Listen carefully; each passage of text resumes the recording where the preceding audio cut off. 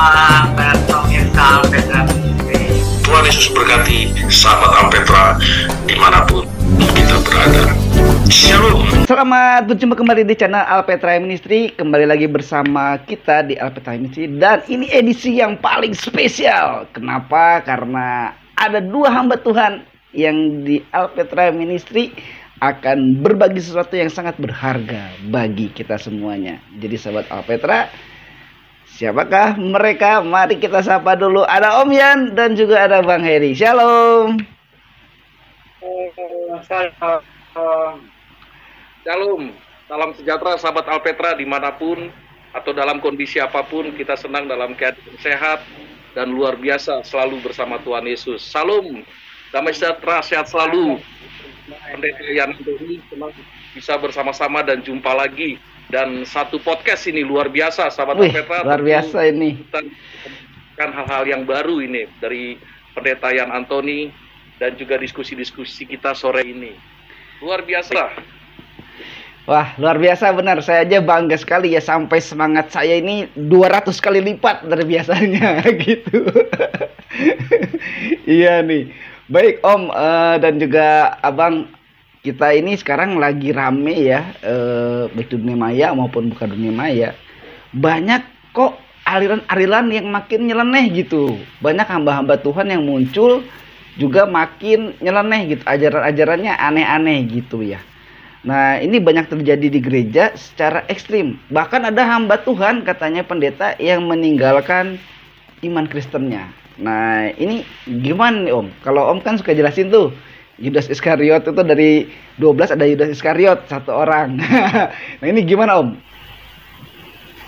Ya, itu ada hamba Tuhan, pendeta, penginjil, tapi kemudian meninggalkan agama dan itu memang ya di Indonesia ini kan adalah orang memilih agama. Tetapi kalau dari penilaian sebagai hamba Tuhan yang pelajari Alkitab, berarti orang tersebut belum mengalami keselamatan lahir baru di dalam Tuhan Yesus Kristus.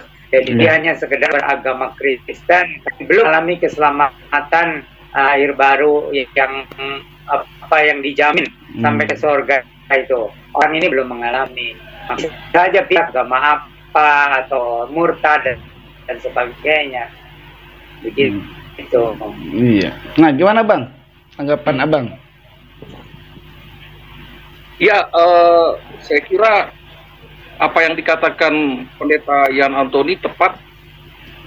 Melihat perkembangan zaman atau masa juga kita temukan banting setir terjadi dari profesinya sebagai pendeta atau juga sebagai rohaniawan, karena mungkin faktor-faktor khusus yang dihadapi ya, bisa juga ekonomi, bisa juga karena pemikiran yang dangkal terhadap iman Kristen, sehingga keputusan-keputusan krusial sekali dari mereka bisa terjadi ya.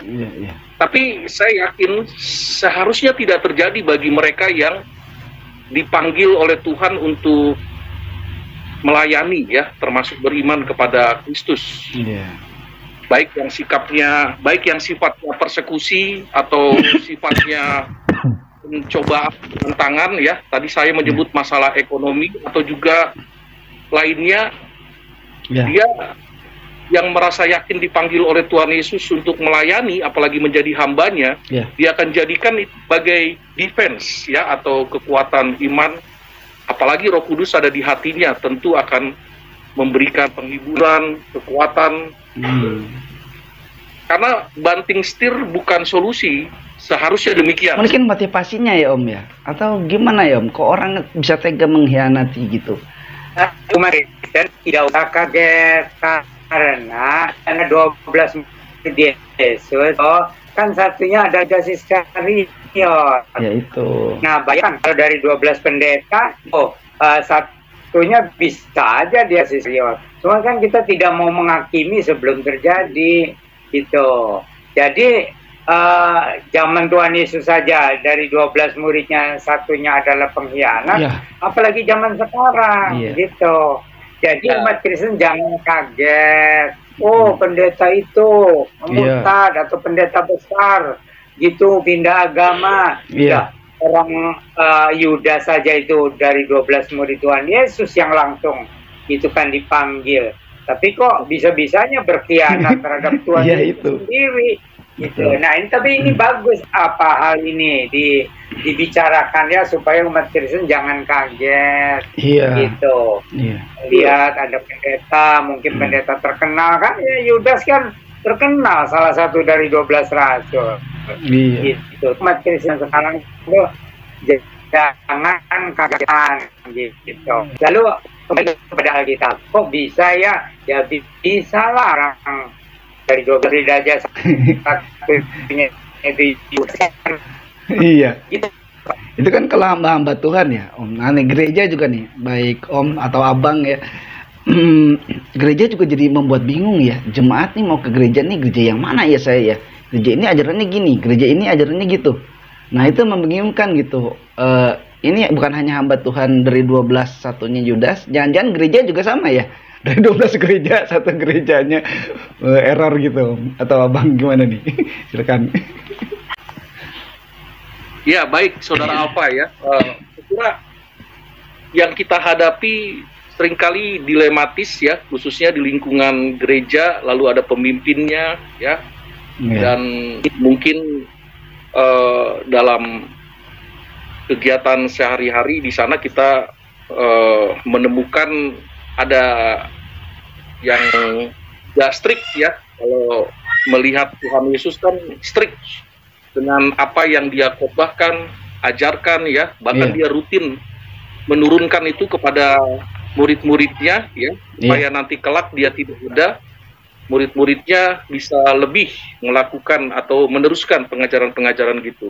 Nah, saya kira di gereja modern sekarang ini tentunya kegiatan-kegiatan seperti Bible study, katekisasi ya, seperti yang Yan Antoni pernah tuliskan dalam buku katekisasi itu ya, itu menarik sekali, rutin dilakukan ya, supaya jemaat atau umat Tuhan yang ada di dalam sebuah gereja atau lainnya ya, mencintai Alkitabnya, mencintai hamba-hamba Tuhannya ya, diberikan makanan rohani lalu doakan dan lain sebagainya. Saya kira begitu Saudara Alf. Kalau menurut Om gimana Om? Itu saya setuju dengan pendapatnya itu. Saya gereja ya itu dulu katanya ada yang 6 bulan, ada yang setahun. Lalu untuk menjadi aktif atau untuk apa lagi untuk di majelis gereja itu ada lagi persyaratan. Demikian juga untuk menjadi satu sudah lulus teologi. Kadang-kadang masih ada itu pelajaran atau khusus di aliran itu untuk memperkuat fondasinya. Begitu. Iya. Nah, iya. Gimana Bang? Ada tanggapan lagi Bang untuk ini atau tambahan dari Om? Tadi yang dikatakan Pendeta Yan, saya kira pemimpin gereja dalam hal ini gembala ya atau pendeta menyadari pentingnya turun ke bawah ya, atau menyadari edukasi Alkitab atau firman Tuhan yang rutin ya.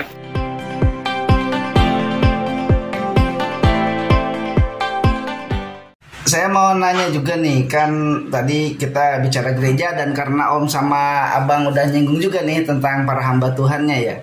Yang udah jelas pasti dari 12 satu orangnya Yudas Iskariot. Tapi belakangnya kan muncul tuh hamba-hamba Tuhan yang bawa-bawa katanya saya aliran Kristen A, saya aliran B, aliran C. Nah itu gimana sebetulnya tuh Om? Emangnya ada aliran baru gitu selain dari yang sudah ada gitu Om? Belum aja, karena banyak orang sekarang merasa dirinya cukup pintar, cukup kritis. Tapi kita kembali kepada ajaran Tuhan Yesus Kristus bahwa pegangan kita itu ya menyeluruh atau secara utuh ajaran Tuhan Yesus itu. Jadi bukan ada ajaran paham belakangan gitu ya.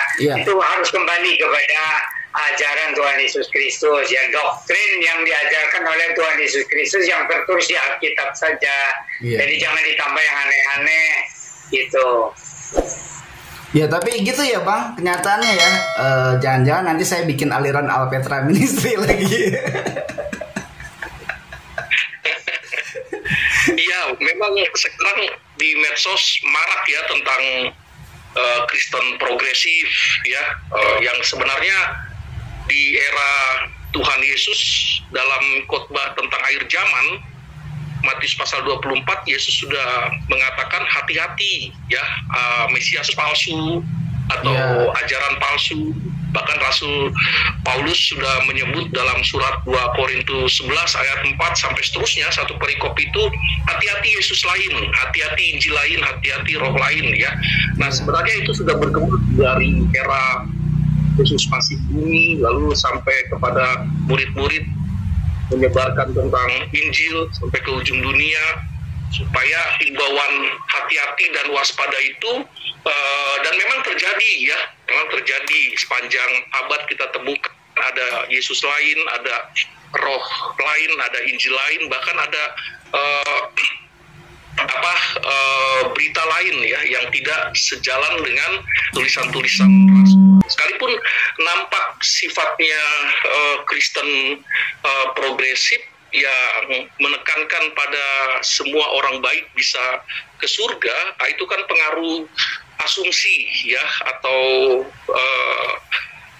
yang dulu di era filsafat modern sudah nampak cara berpikir secara rasionalis yang dikembangkan oleh Descartes ya, David Hume, dan sampai filsuf-filsuf sekarang ya, sekalipun itu ditampik oleh filsuf-filsuf Kristen yang sangat konservatif seperti itu. Nah, itu sebabnya pemimpin-pemimpin gereja, saya kira ya, khususnya hamba-hamba Tuhan atau pendeta-pendeta harus aware di sini ya, dengan tingkat kesadarannya, sehingga katekisasi harus lebih produktif ya, dan juga kelas-kelas bimbingan ya, seperti itu.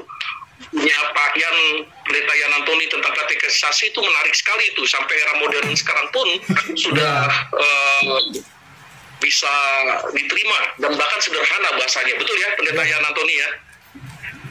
Pak, itu perlu direvisi lagi itu, mungkin akhirnya merevisi nanti. Iya ya. Aduh, jadi pokoknya buat penonton Alpetra ya, ada buku katekisasi komprehensif. Ini bagus ya, bukunya dari Pak Pendeta Yan yang bisa dibaca, tanya jawab sekitar agama Kristen. Terus kalau mau belajar khotbah, ini ada buku ilmu khotbah dari Bang Heri Budi Yosef, dan juga satu lagi bukunya ini mengenal naskah Laut Mati dalam kitab Yesaya Qumran. Silakan ya, bisa dicari sendiri-sendiri. Nah, Kang Alfa, buku saya tentang buku khotbah itu mentornya Pendeta Yan Antoni waktu saya menulis itu ya.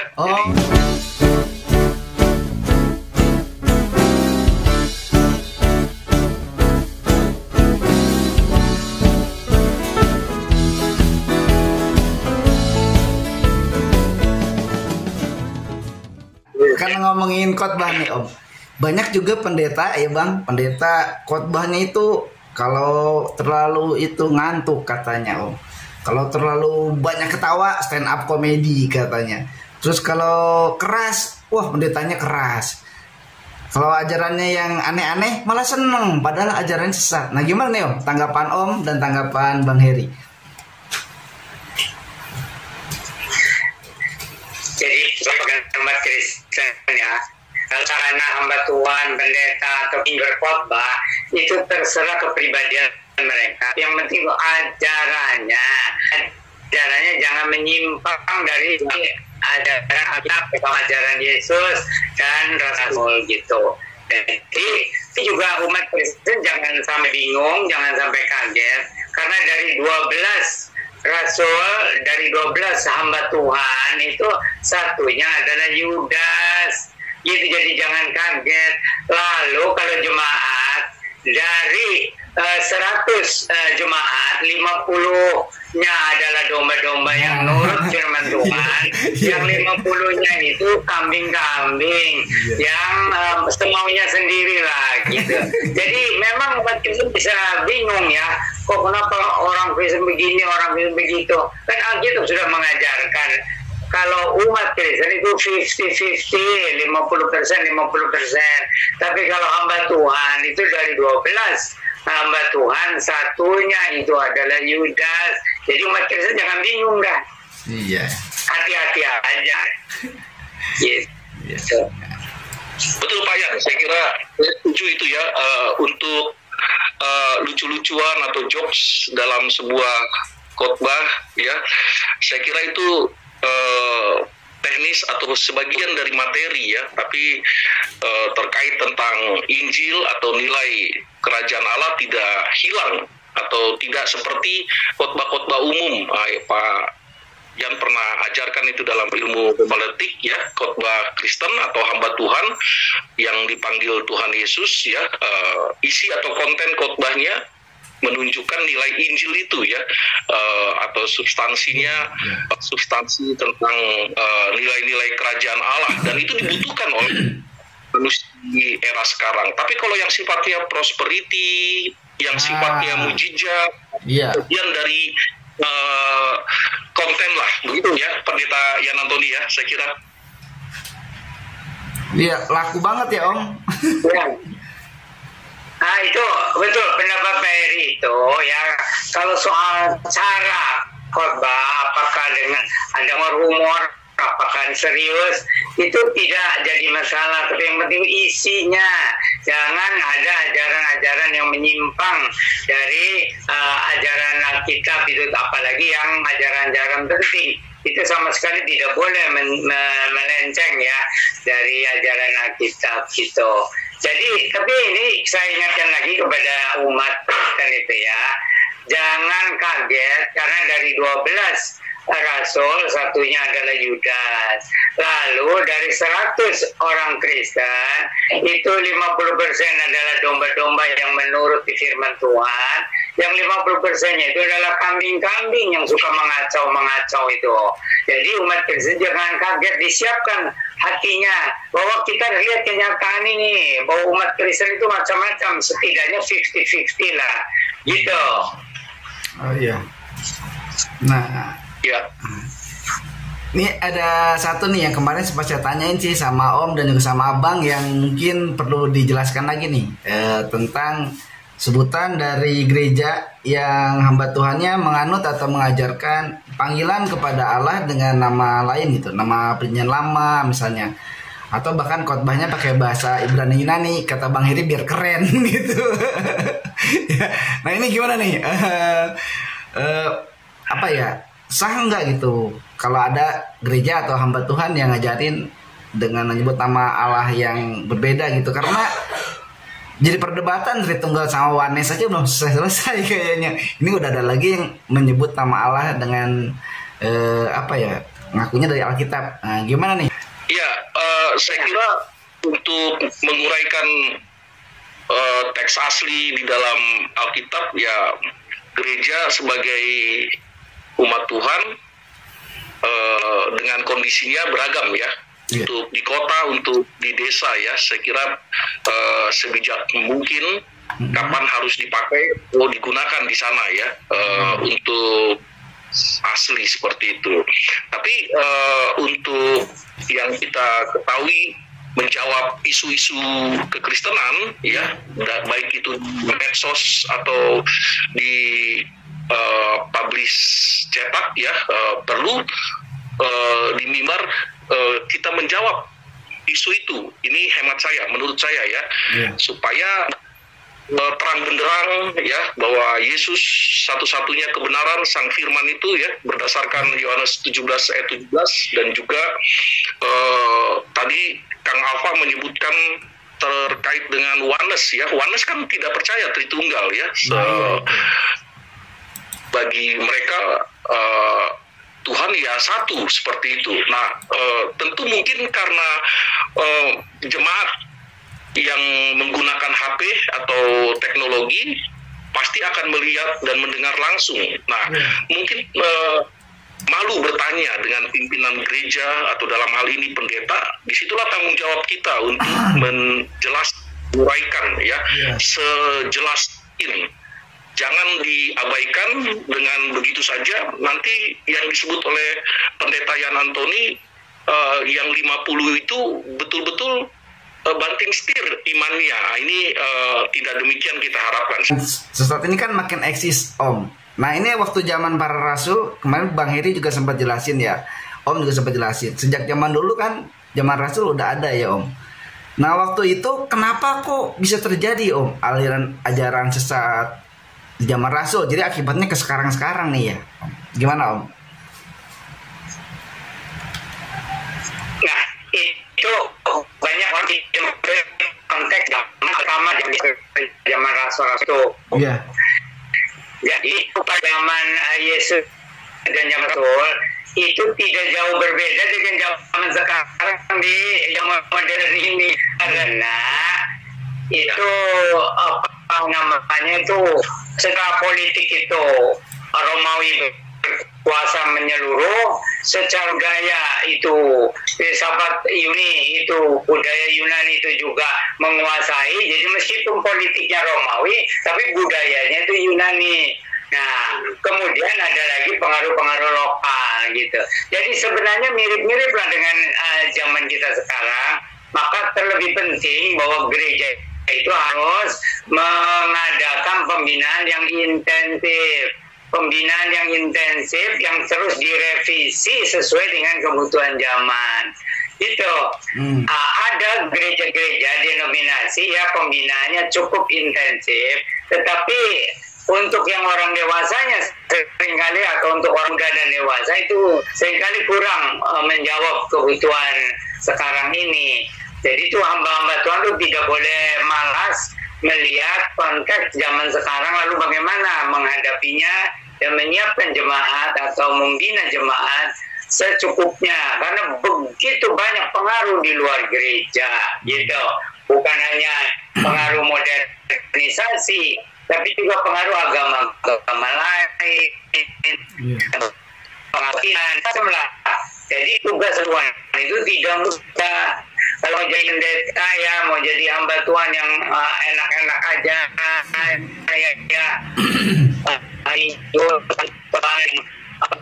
lucu yang buat jemaat ketawa, bukannya nggak boleh membuat ketawa, tapi nyai itu apa didik pembina jemaat gitu. Sebab ada hamba Tuhan yang pinter ya, humor dalam khotbah.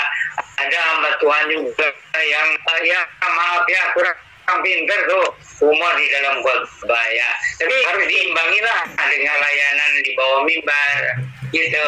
Pelayanan di bawah mimbar itu sangat penting.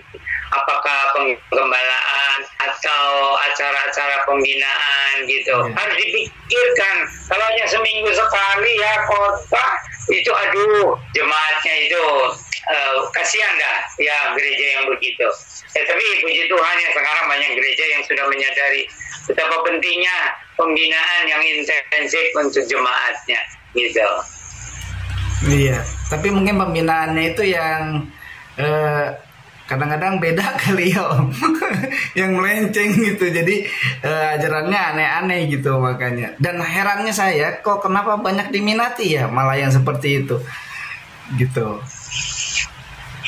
Jangan heran juga ya, jangan heran juga karena di Alkitabnya sudah dikatakan mengenai hal itu gitu. Jadi kan hanya sedikit yang akan diselamatkan itu. Jadi kalau 50% aja itu udah bagus gitu. Kalau bisa 50% aja ya dapat terbina itu udah bagus gitu. Dan di antara hamba-hamba Tuhan itu dari 12 satunya Yudas gitu kan. Jadi kita jangan heran ya. Jadi itu kalau kita khotbah-khotbah sampaikan umat harus hati-hati, jangan heran begitu banyak ya ajaran sesat. Malahan kadang-kadang ajaran sesat itu dibawakan oleh pendeta yang jago khotbahnya, yang jago ya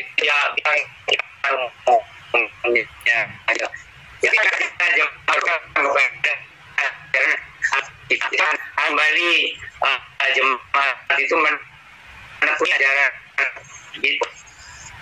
Iya. Waktu yang lalu baik Om Yan maupun Abang selalu menyebutkan ada heresi. Nah, ini heresi ini kan disebut-sebut sebagai bidat gitu. Sedangkan kekristenan aja waktu awal-awal ada, mungkin sejak jemaat di Antioquia pertama katanya Kristen itu juga sesat. Nah, ini gimana Bang? Mungkin dari Abang dulu udah dijelasin dulu. Ya, baik, di kisah kekristenan perdana oleh kelompok tua-tua Yahudi ya. Yeah. Bahkan klaim dari istana kekaisaran Romawi ya, itu keluar hujatan atau pernyataan bahwa kekristenan itu menyesatkan atau kekristenan itu sesat, tidak ideal, bahkan tuduhan-tuduhan yang berupa mocking gitu ya, atau ejekan ya, tuduhan-tuduhan itu dan lain sebagainya, termasuk secara doktrinal ya, punya Tuhan tiga ya, dan juga mujizat yang dilakukan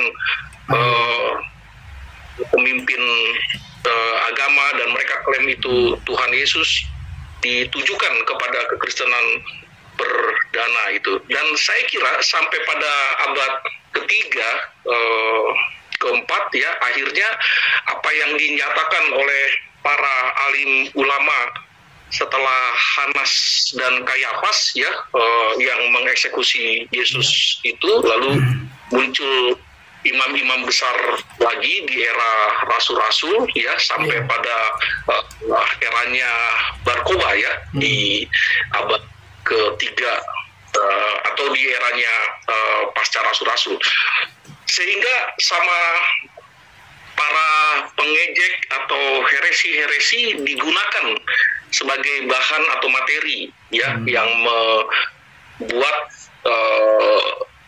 gelisah para pengikut-pengikut Tuhan Yesus.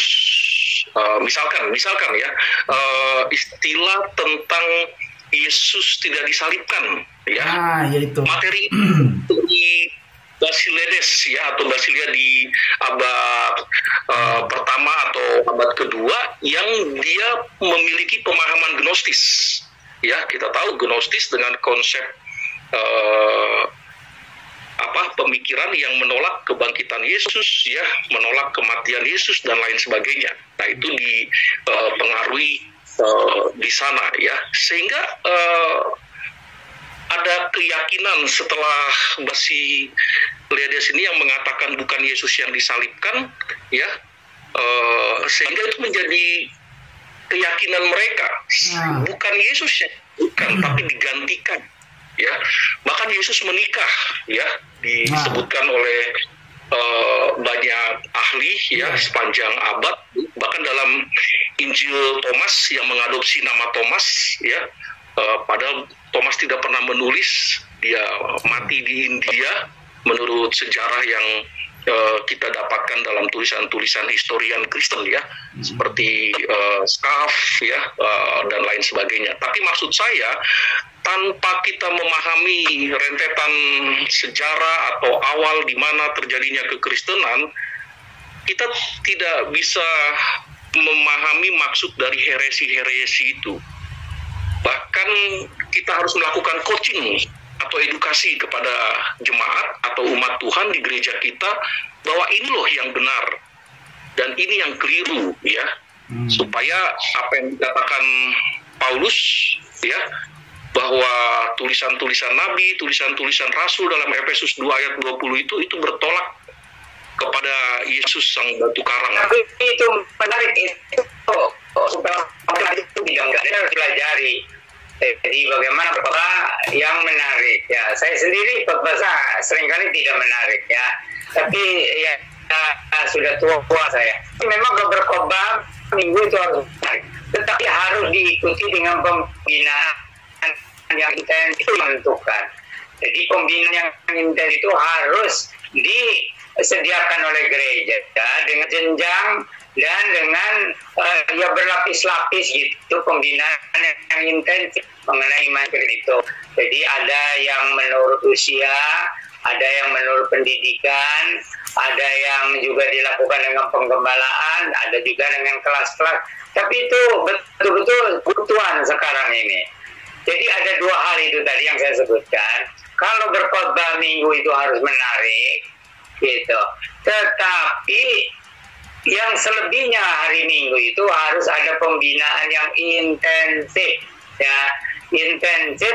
Tetapi juga tentu saja harus berjenjang, harus berlapis-lapis, harus intensif. Itu harus dipikirkan. Jadi gereja jangan puas dengan kehadiran Minggu yang banyak karena kehebatan khotbahnya, ya, dengan humor-humornya, dia dengan contohnya, tetapi justru sehari Minggu itu, ya, harus ada pembinaan yang intensif, yang berjenjang menurut usia dan berjenjang menurut pemahaman imannya, itu pengertian imannya, gitu, harus dipikirkan. Buah kaktus, buahnya pilus, biar mulus, pinjam 100.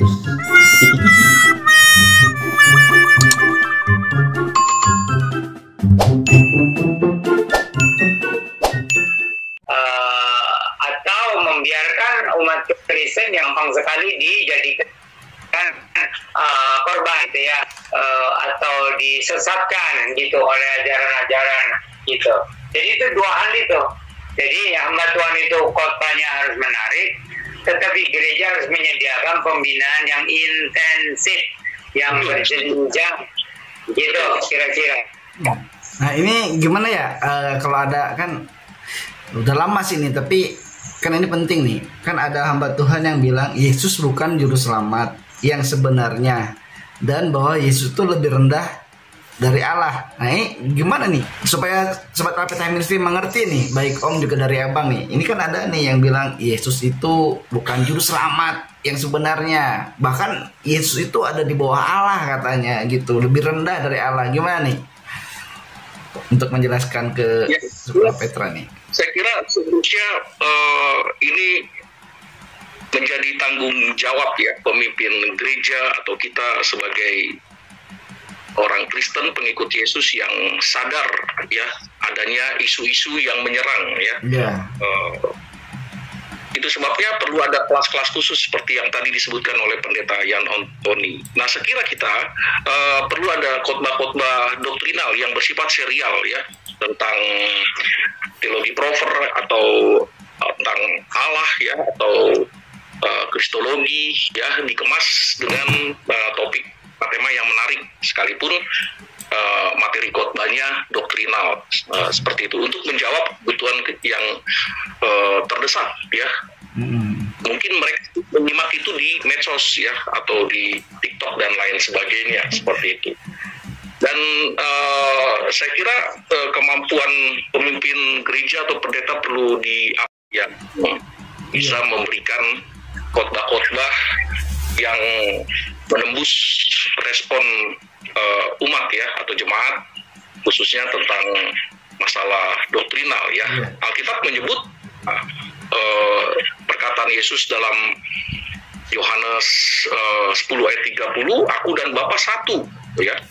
Di Injil yang sama juga dikatakan bahwa sebelum Abraham dirinya sudah ada ya, dan Yesus adalah sang firman. Nah, tapi usaha dari mereka yang di luar Yesus mencoba mengkaburkan ya frame atau konsep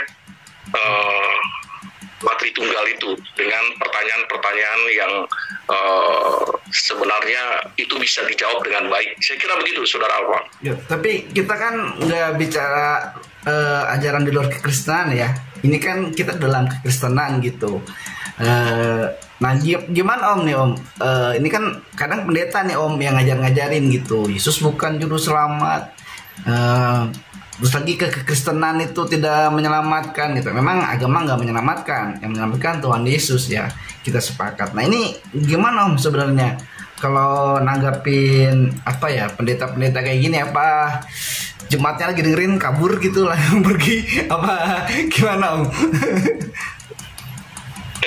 Ya itu kita harus kembali kepada Alkitab itu bahwa orang-orang akan diselamatkan itu sudah dipilih. Jadi yang tidak menyampaikan ajaran Tuhan yang benar dan ada soal itu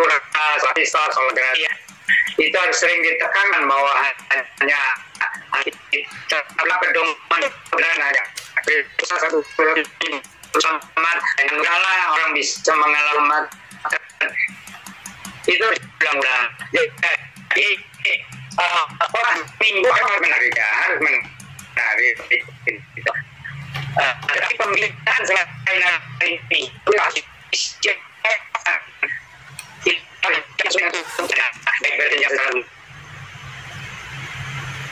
ya pemahaman kebenaran gitu itu harus dipikirkan. Jadi jangan puas dan semuanya dibuat gitu ya kolektif banyak gitu. Bukan ini dari hamba Tuhan. Dan yang dicari itu nanti kan di dalam pengadilan kita ini sudah melakukan belum tanggung jawab kita ya untuk menyiapkan jemaat ini ya supaya imannya itu bisa bertahan gitu. Jadi tidak sampai apa itu melewati api jadi terbakar ya. Jadi itu hitungannya 50% itu 50% domba-domba, 50% kambing-kambing gitu. Nah ini kenyataan. Kita sebagai pendeta ya berusaha yang terbaik lah membina ya, pertama dalam jalan keselamatan, sesudah itu dalam pembinaan pertumbuhan, kedewasaan iman, kedewasaan kasih, kedewasaan pengharapan, kedewasaan pengertian dan sebagainya lah gitu ya. Jadi tugas itu berat ya.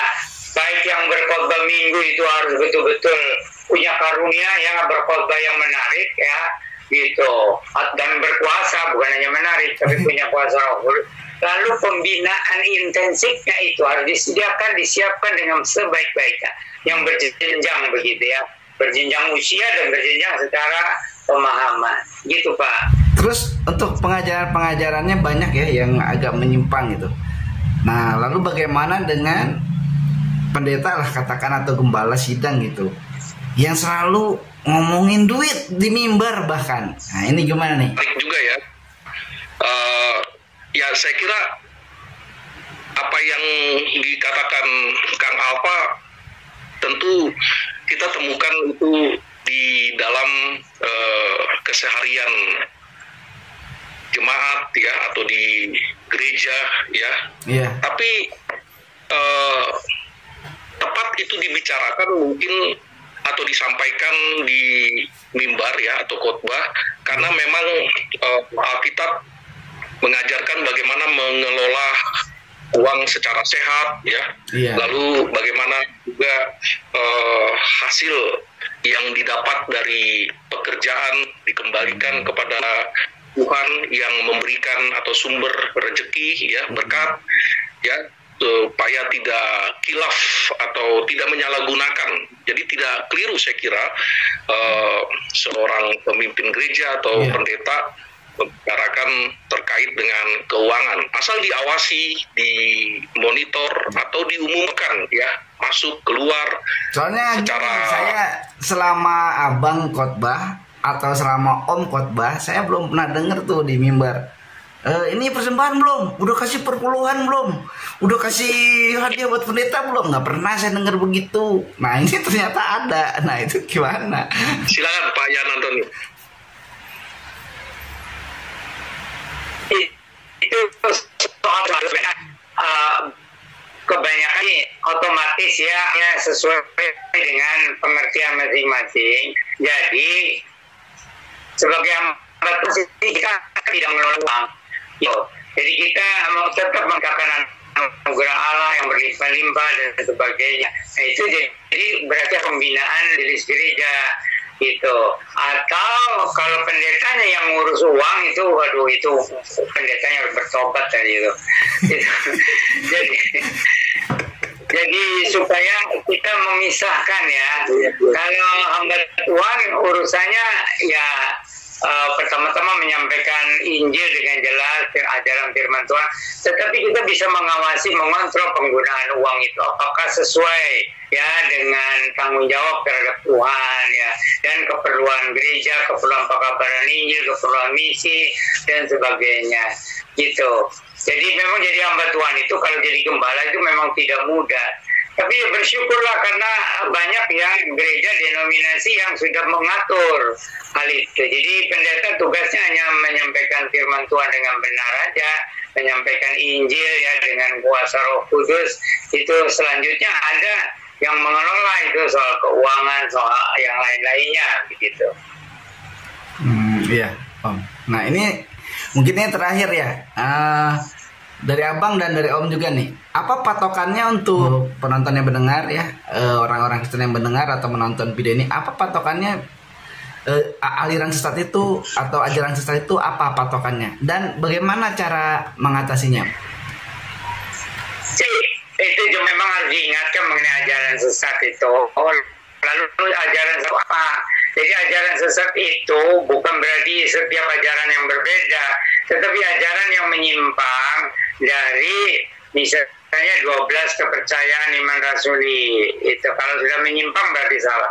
Terus menyimpang dari doktrin reformasi, misalnya sola fide, sola gratia, sola scriptura, itu harus ditekan berulang-ulang. Jangan menyimpang dari Alkitab, jangan menyimpang dari anugerah, jangan menyimpang dari iman yang menyelamatkan itu. Ya, jadi bukan soal iman kesembuhan bagaimana, nggak jadi masalah, tapi jangan ditekankan. Gitu. Iman tentang kekayaan bagaimana? Kan tujuan kita kan bukan cari kekayaan, itu berkat gitu ya. Begitu. Jadi jadi kita harus kembali kepada prinsip-prinsip Alkitab itu aja.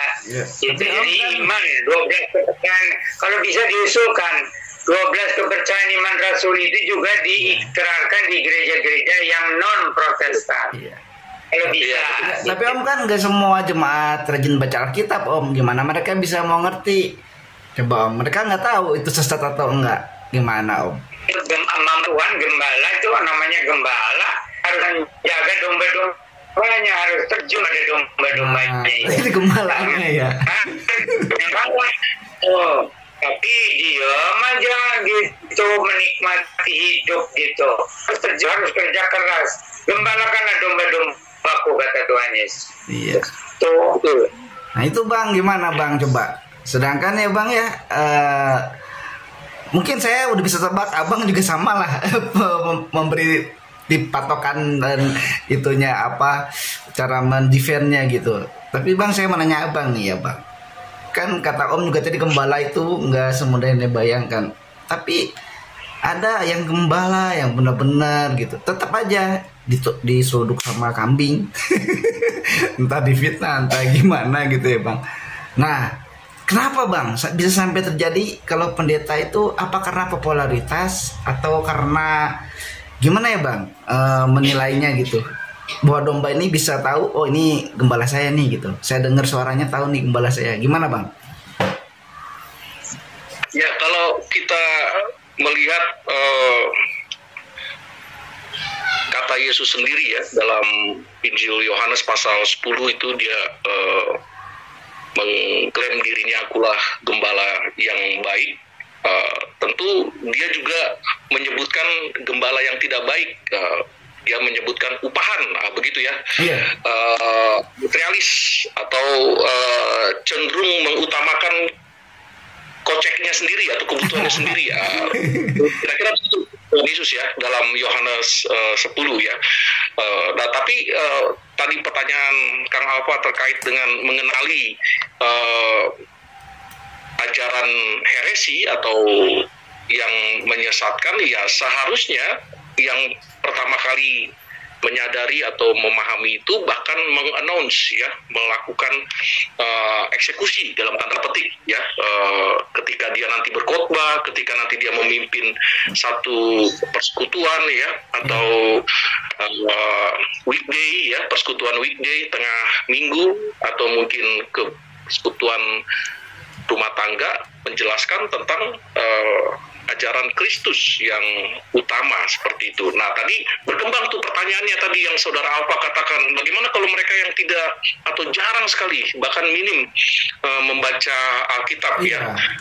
Ini kalau dia memang bukan upahan, gembala harus merelakan nyawanya, entah itu hartanya, entah itu apa ya, sayangi ya, berupa materi ya, atau daya, tenaga, dia harus korbankan untuk mengcoaching dan mengedukasi jemaatnya dengan baik supaya terhindar dari heresi-heresi itu. Saya kira begitu, Kang Alfa. Oke, baik. Wah, sahabat Alpetaminus nih, ini seru banget ya obrolannya. Gimana nggak seru nih? Waduh, ada Om Yan sekaligus ada Bang Heri. Ini luar biasa sekali. Pasti masih pada pingin nonton nih. Tapi sayang sekali kita sudah kehabisan waktu untuk hari ini. Jadi maaf ya, nggak bisa lama-lama lagi nih. Om, sebelum menutup acara kita dan juga Bang, silakan Om dulu untuk closing statement, lalu nanti Bang Heri closing statement. Silakan Om. Kristen berarti dengan ajaran sesat yang ya kan sekarang ini dan tidak amat sih, jadi harus selain dan kalau ada yang apa berdasarkan meminta aku mohon dari gembala sidangnya, dari hamba Tuhan yang melayaninya. Jadi umat Kristen itu jangan pasif dan usahakanlah mendapatkan ajaran yang benar, jangan terbawa oleh ajaran-ajaran yang sekarang ini marak dengan kemampuan bicara yang hebat tapi menyakitkan. Jadi hati-hatilah Kristen, jangan mudah disesatkan. Kembali kepada basic, itu Alkitab ya. Biar pelan-pelan tetap selidikilah Alkitab dengan baik gitu, dan ada kelompok-kelompok pemahaman Alkitab lah, usahakan untuk hadir dalam pemahaman Alkitab.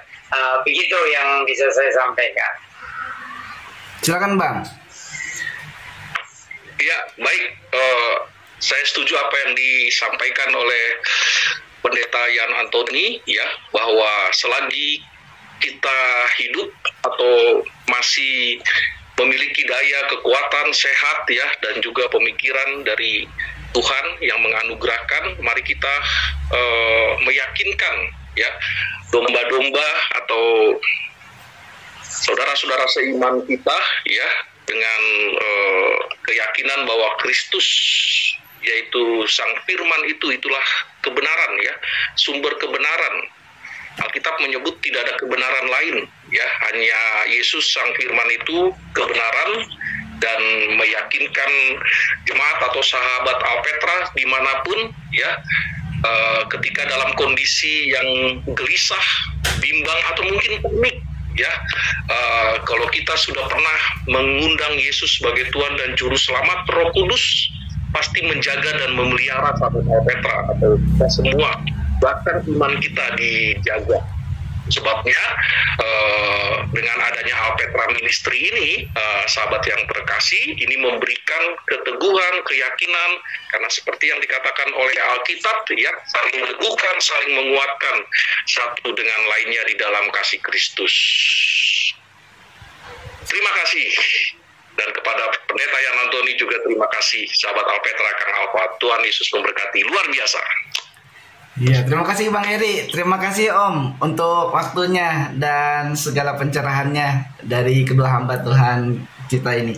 Baik Sobat Alpetra, sampai sini dulu perjumpaan kita, dan jangan lupa like, subscribe, share sebanyak-banyaknya, dan silahkan komentar di kolom komentar. Sekali lagi terima kasih Om, terima kasih Bang. Salam cinta Tuhan, cinta keluarga, dan jaga kesehatan. Maranatha. Maranatha.